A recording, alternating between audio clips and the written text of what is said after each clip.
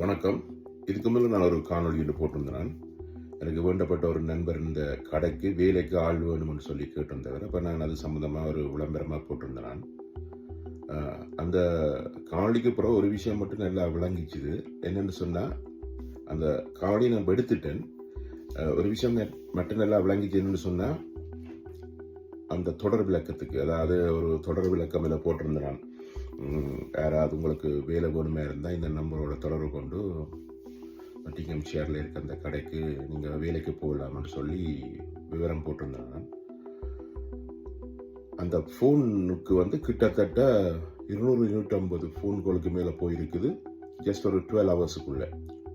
அப்போ அந்த கடைக்கார நண்பர் எனக்கு சொல்கிறார், எடுங்க அந்த அந்த விளம்பரத்தை எடுத்துருங்க, நான் ஒரு 3 பேரை தெரிவு செய்திருக்கிறேன், அதில் யாராவது அவரால் எடுப்பேன்ட்டு.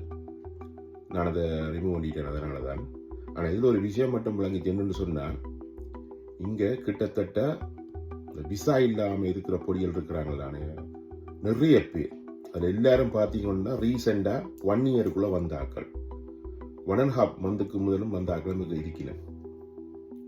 நான் ஒரே ஒரு விஷயம் உங்களுக்கு நான் ஆணித்தரமாக சொல்கிறேன். இது ஸ்பெஷலி தாயகத்திலேயே இருக்கலாம், இல்லாட்டி தமிழ்நாட்டிலே இருக்கலாம். உங்களுக்கு வெளிநாடு லண்டன் வாரதா இருந்தால் உங்களுக்கு ஒரு பேக்கப், உங்களுக்கு உதவி இல்லாமல் இங்கே வராதிங்க. என்ன சொன்னால், ஸ்டூடெண்ட் விசாவில் வந்த எல்லாருமே தங்களுடைய படிப்பு தொடர முடியாத அளவுக்கு பிரச்சனையை கொடுத்து கொண்டு மேலதிக படிப்புக்கு காசு இல்லாமல், அது ஒரு கஷ்டம். அடுத்து இலங்கையிலேருந்து இங்கே அகதித்தஞ்சம் கோரிட்டு இதுவரைக்கும் வழக்கல் கேஸ் எடுக்க முடியாமல், ஒர்க் பர்மிட் இல்லாமல் பல 100 பேர், நான் இந்த கணக்குப்படி பார்த்தா ஒரு பல 1000 போல இருக்கேன். 12 ஹவருக்குள்ளேயே இந்த அளவுக்கு ஃபோன் கால் அந்த கடை ஓனருக்கு போயிருக்கு. இலங்கையிலிருந்து லண்டனுக்கு நீங்கள் வர்றதா இருந்தால் உங்களுக்கு பின் பலம் இல்லாமல், இல்லாட்டி பின் புலம் இல்லாமல் வராதீங்க.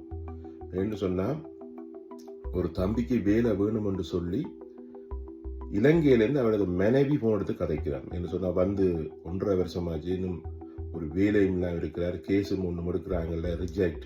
2 பிரான்ஸ்லேருந்து கடலால் வந்த ஆட்கள். அப்போ இப்படியான பிரச்சனைகளை கொடுத்துருக்கிறேன். நாங்கள் வரும்பொழுது இப்படி இல்லை, ஏதோ ஒரு பக்கத்தில் ஏதோ ஒரு வேலையை தேடி எடுத்துருவோம். இப்போ இவர்கள் படாத பாடுபடுகினும். அதனால் எனக்கு இந்த சம்பவத்தோடு நான் ஒரு தகவலாக சொல்கிறேன். ஸ்பெஷலி இலங்கையிலிருந்து வார ஆட்களுக்கு சொல்கிறேன். வெளிநாட்டு கனவோடு இங்கே வந்தால் உழைக்கெல்லாம் நல்லா வரலாம் என்று வர எண்ணம் உள்ளாக்கள் உங்களுக்கு சரியான உதவி இல்லையென்றால் வராதிங்கோ, நடுத்தருவில் நிற்பீங்க. என்று சொன்னால், புதுசாக இருக்கிற கவர்மெண்ட், இனி எல்லா கவர்மெண்ட்டும் இதைத்தான் செய்ய போகுது. ஒரு கவர்மெண்ட் ஒரு சட்டத்தை கொண்டு வந்தால் அடுத்த கவர்மெண்ட் அதை ஃபாலோ பண்ணும். அவங்களோட சட்டத்தின்படி இனி வெளிநாட்டில் இல்லீகலாக இங்கே இருக்கிற ஆக்களுக்கோ இல்லைன்னு சொன்னால், அந்த ஸ்டூடெண்ட் விசாவில் அதீதமாக வேலை செய்கிறவருக்கு எல்லாம் சந்தர்ப்பமே இல்லை. ஒவ்வொரு நாளும் பல 100 கணக்கான ஆட்களை அப்படி பிடிச்சு கொண்டே இருக்கிறாங்க. இதால் நீங்கள் சிக்கலுக்கு மாட்டுப்படுவீங்க. ஸோ இந்த சந்தர்ப்பத்தில் இப்படி நாங்கள் ஒரு விளம்பரம் போட்டதால் இதை எங்களால் அண்டர்ஸ்டாண்ட் பண்ண முடியுது. அதை உங்களுக்கு சொல்கிறேன். அதை ஏற்றுக்கொள்வதும் ஏற்றுக்கொள்ளாததும் உங்களோட முடியும். நன்றி, வணக்கம்.